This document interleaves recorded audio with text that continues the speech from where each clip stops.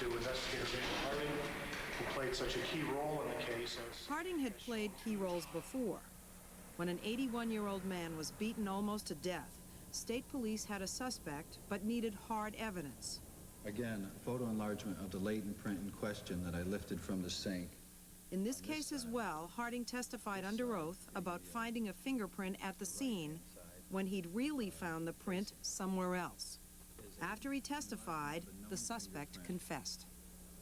They called him Big Time because that's where David Harding was headed.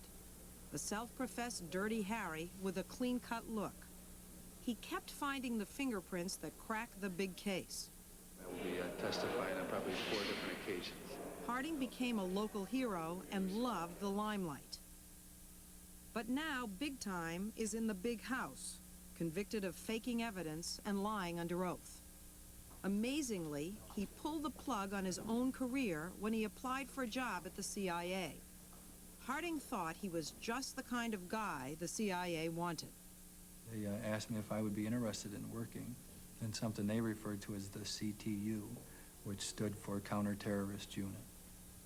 And I said, certainly I would be. Now, they hooked you up to a lie detector at some point. What happened? He began to ask me questions. Would you be willing to do this and this and this for your country? And they're all involved breaking the law. I said, yes, I would do those things. How do we know that if we hire you, you will do as you're told, that you'll be the good soldier and do things for the good of your country? Specifically like that? That's Yes. the way they asked the Yeah, question? how do we know? And that's when I said,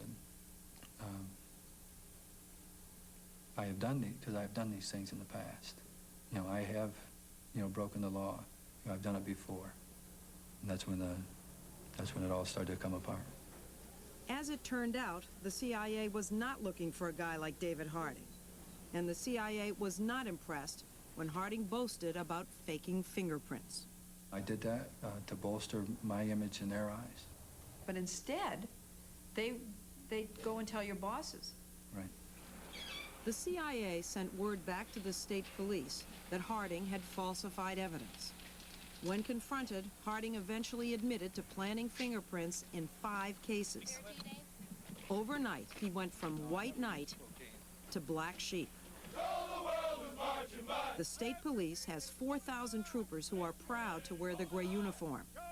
The head of the state police, Thomas Constantine, says Harding disgraced them all. First reaction I had was, this was like a shock that this had happened.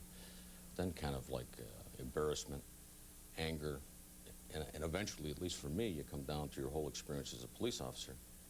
This guy's another crook, and he's a serious crook, and we've got to get him. How significant is what David Harding did?